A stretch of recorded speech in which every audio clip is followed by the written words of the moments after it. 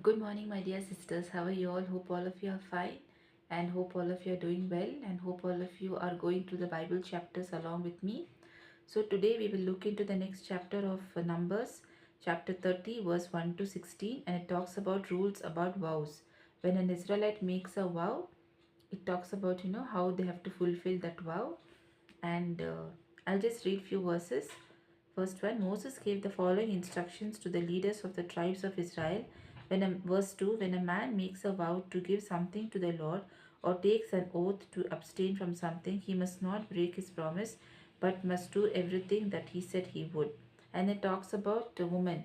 When a woman is married and when a woman is not married, and if the woman is not married, then if the father, if she makes a vow and the father is telling not to do it or fulfill it, then she is not responsible for that.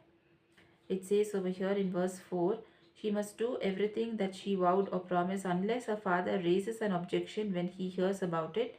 Verse 5, but if her father forbids her to fulfill the vow when he hears about it, she is not required to keep it.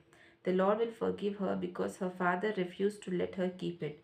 And this is about unmarried women. Then it talks about married women also.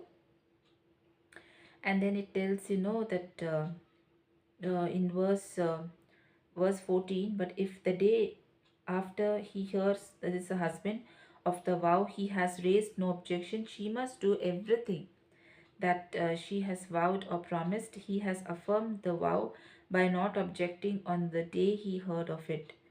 Then verse 15, but if he later annuls the vow, he must suffer the consequences for the failure to fulfill the vow. And so this is about the vows concerning unmarried women in her father's house and a married woman also.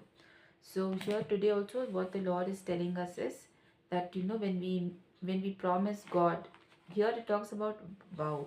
So when we come to the in our lives also, if we have made any vow, in the sense if you have told the Lord we will not commit any sin, or any particular sin or any habit that has become habitual in our lives, which is not good in the Lord's sight, which is against the Lord, it's better that we keep up our word, and it's better that we don't do it, because ultimately we are going to suffer. The consequence is going to be very bad.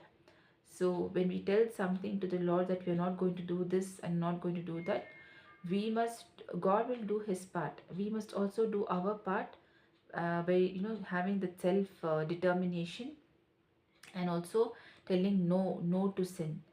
And so that is what God is telling, let's be faithful, and let's do it, because God is faithful. So we must learn from him, because he is our father, we are his children.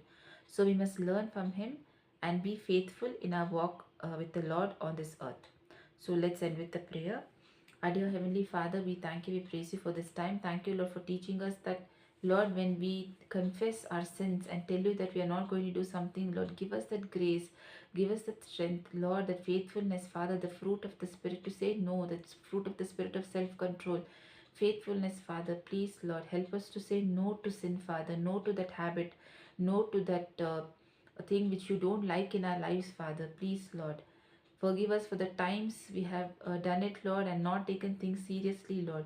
Henceforth, Lord, help us to take things seriously and walk in holiness, Father. Thank you, Jesus. In Jesus' most precious name I pray. Amen. Thank you so much, dear sisters. Please go to this chapter. I'll see you again on Monday. Have a good day. Have a good weekend. Please go to church and have a good time with your family. Please spend good time with your family, your children. And I'll see you again on Monday. God bless you all.